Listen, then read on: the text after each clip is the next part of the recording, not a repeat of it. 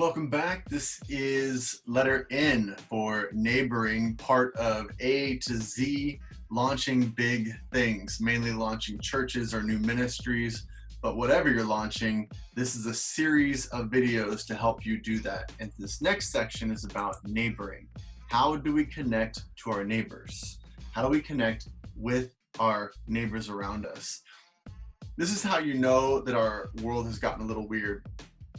How odd would it be just to go over to your neighbor's house, knock on the door and say, "Hey, how you doing?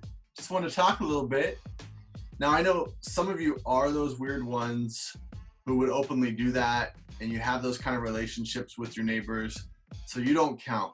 For most of us, kind of like myself, that would be weird and really far from the norm. And I'm not talking about like the first month, right? When we first move into a neighborhood, it's totally okay to bake cookies and go out to your neighbors and really try and get to know them. But like that fourth or fifth time that you've forgotten their name and you're like, what's your name again? Like there's a point where you can't say that anymore, right? It's like, I just don't seem to care to learn your name. What happened?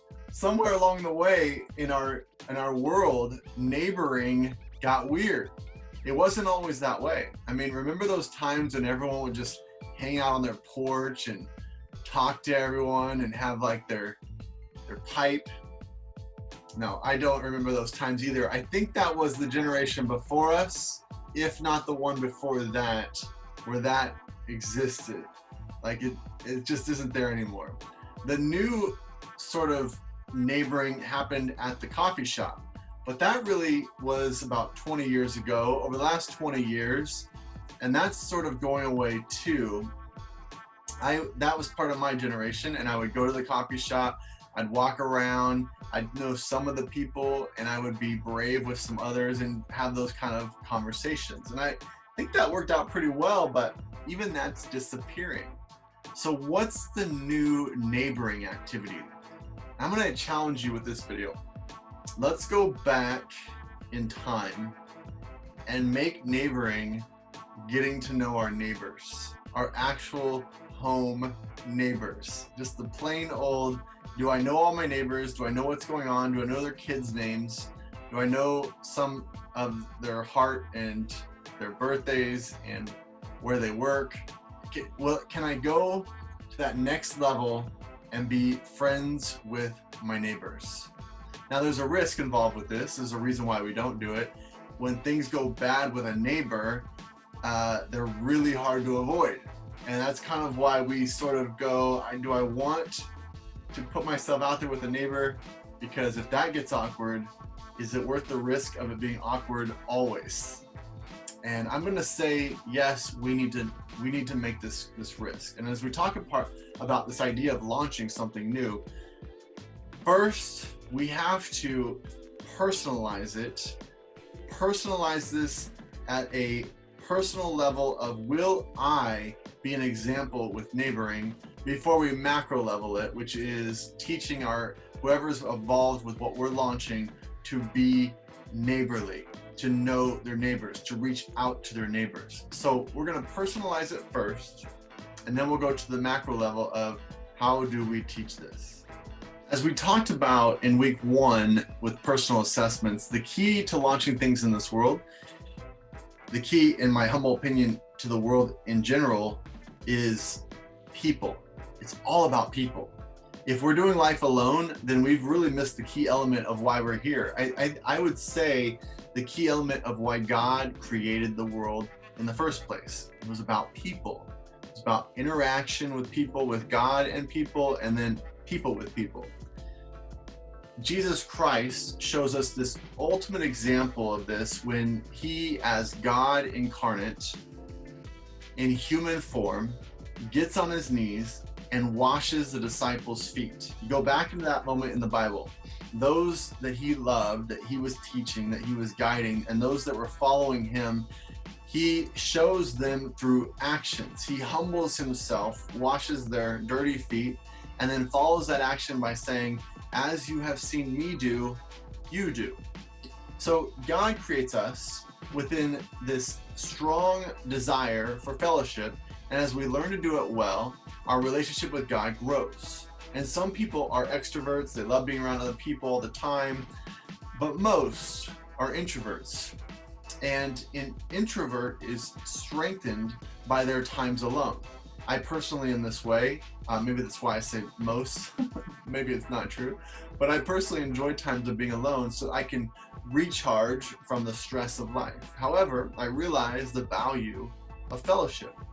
And I, therefore, strive to balance the times I spend in solitude with the times I spend with others.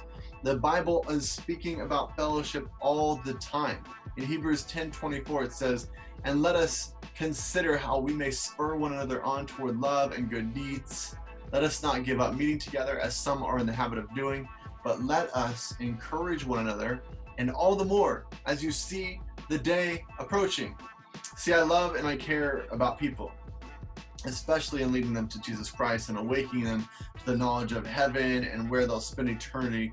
My struggle is realizing that fellowship is not so much about others as it is about helping me personally grow closer to God. It actually matters as I care about other people, my own relationship with God grows stronger. Ray Steadman explains in his book, it's called Body Life, it's a great book, the church is not to be a conglomeration of individuals who happen to agree upon certain ideas. It is bound together as an organism in a bodily unit or unity.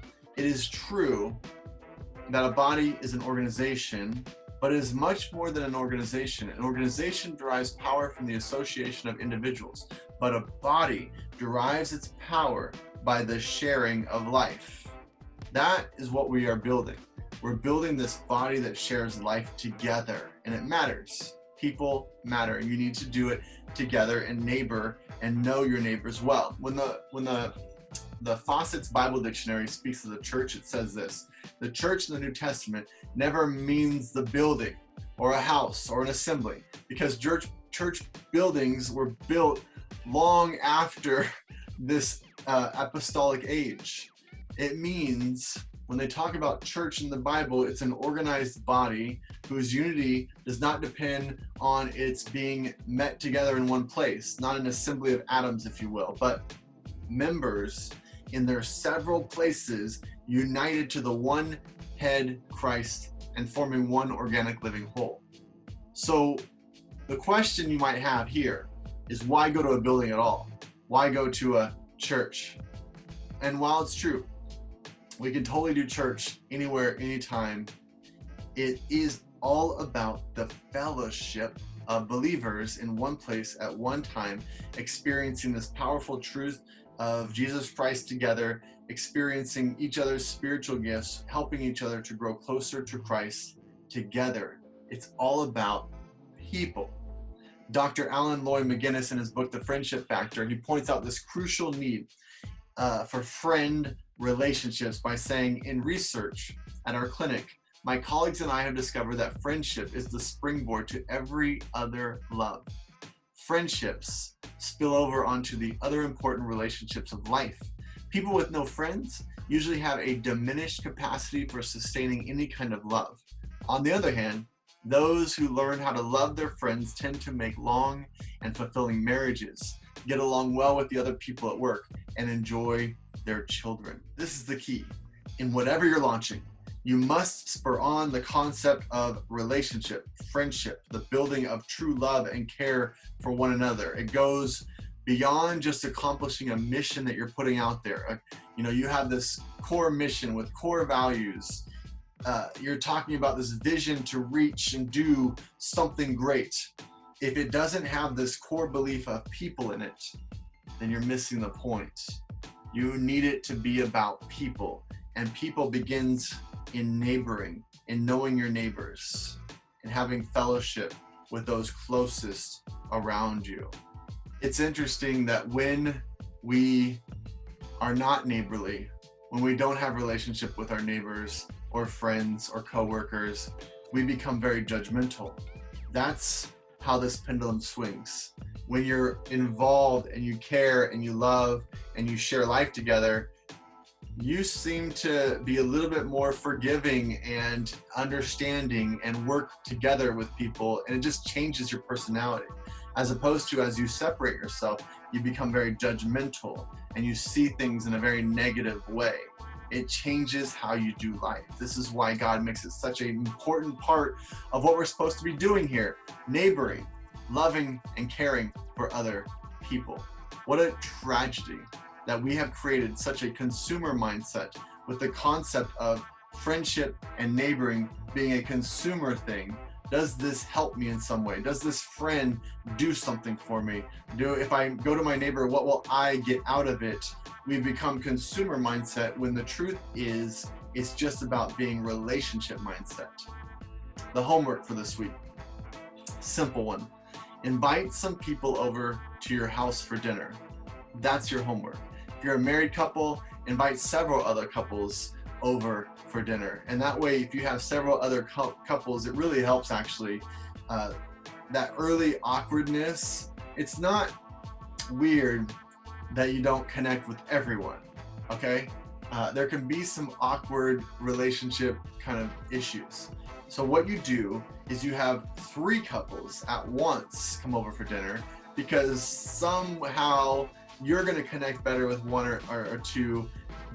Others are going to connect better with each other, and you just help a lot of that awkward tension to release out of the room. So your homework is to invite 3 couples, or if you're single, I don't know, however you're doing it, just basically get about 10 people in your home at once. One of the first things that God said when he looked at creation in Genesis, the book of beginnings, he said, then the Lord, or this is Genesis 2:18, then the Lord God said, it is not good for man to be alone. How profound. After God creates the entire world, it's stunning, creates man, that's fascinating. What does he think in that moment after all those things? It's not good for man to be alone. And he creates a helper. Interesting, right? When you think about what the enemy does against that, what does the enemy attack? Marriages, right? Relationships, families, friendships. That's always where the attack goes after, right? Why? Because the enemy knows the very thing that God saw, that it's not good for man to be alone, that we're supposed to do this with other people, that we're supposed to be neighborly, that we're supposed to go beyond ourselves. The enemy comes up against all of that, attacking marriage, attacking friendship, attacking family. Why? He wants to tear the very foundation of why we're here.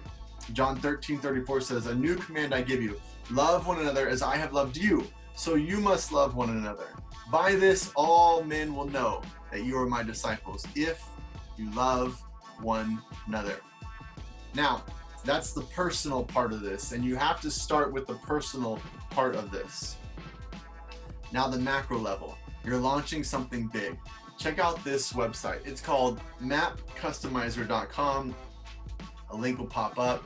As you think about neighboring with what you're launching, use this website to begin plugging in every address that you get through information cards or however you're collecting data. Take that data and start plugging these addresses in. As you plug these addresses in, you're going to get a grid. So this is what I used that website and created this grid, and it has all kinds of information on it. So we are establishing a church right about here. So you see the cluster is really strong in that area, and the different bubbles mean different things. Some people who are elders, some people who are staff, some people who are connected, so that it allows you to do all this information where you can see where your bigger bubbles are more connected people, and then all the little bubbles, you see that it's really concentrated by where you are, and then it moves out from there, but you see that it's sporadically in this circle going around where you are. What's the point? I want you to imagine, as you look at all of these bubbles, every one of those bubbles having a dinner at the house like you did. Like you did your homework, hopefully, and had 10 people come over, some couples, What if every bubble on that entire map did the same thing? Do you see how it would just, this exponential growth would happen? So as you teach your people, as you begin to push your people in this aspect of neighborly, of being a neighbor, of knowing your neighbors, knowing their kids' names, knowing where they work, knowing what makes them tick, and then begin pushing this concept that all of the neighbors, all of these dots, begin having these dinners with their neighbors, these relationships with their neighbors, your exponential growth will go off the charts. That's why this is so important. This is a macro thing. It will absolutely make whatever you're launching growing. Whatever it is about, if you create this neighborly aspect of what you're doing, it's exponential growth. Now this website, you will notice it does cost money. I'll give you a little hack. You get like a trial period. And if you change your email, you can keep creating these maps. Now at some point, if you have the money, you can pay and jump in there and go all in with it. And it's really valuable. I just know that it's expensive at first. So as you're launching something, use that hack. So homework assignment number 2, take all the data you have and build your first map.